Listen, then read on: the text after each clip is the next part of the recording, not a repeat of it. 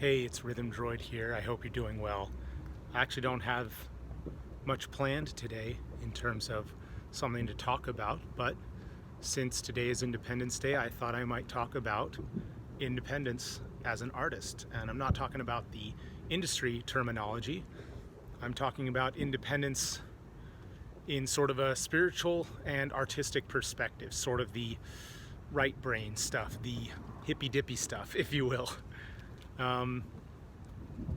As you know, the ongoing debate in life, whether it's in politics or society or anything like that, and including art, is independence versus interdependence, and collective responsibility versus individual responsibility. And while it's very important to be in a community of those who support your art, which is very important, being independent is scary. Being independent is like walking down a dark tunnel. Being independent is something that you build like a muscle. And what it looks like is going with your instinct and going with what you enjoy. You know, how many times has it happened to me where I liked a certain sound or a certain rhythm or something caught my ear as I was producing music, and I didn't go for it because that voice inside me was like, no, that's too, that's not, it's lame, whatever the voice is. The point is, it's a voice that second guesses an independent idea, an idea that's unique and individual and comes from inside.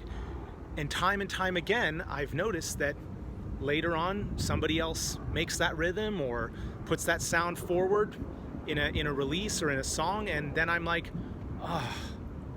why didn't I go with that? Why didn't I listen? And it's because I was dependent on the approval of others. And I don't want to be dependent on the approval of others. I want to be dependent on my own approval. In other words, independent. I want to be independent of the approval of others. So that's something to practice. It's definitely a practice. It's definitely listening to the inner voice and not second guessing it.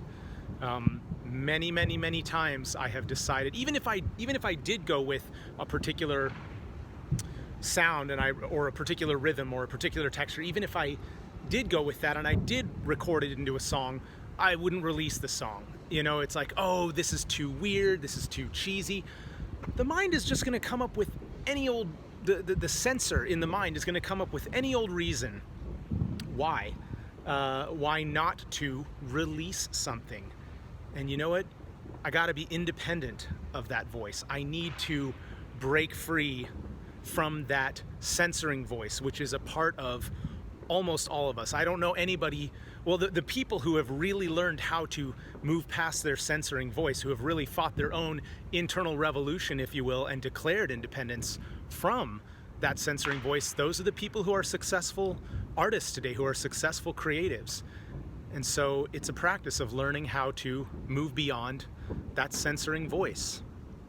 So those are the thoughts on independence. I hope you enjoy your Independence Day, and I'll talk to you soon. Thanks for stopping by.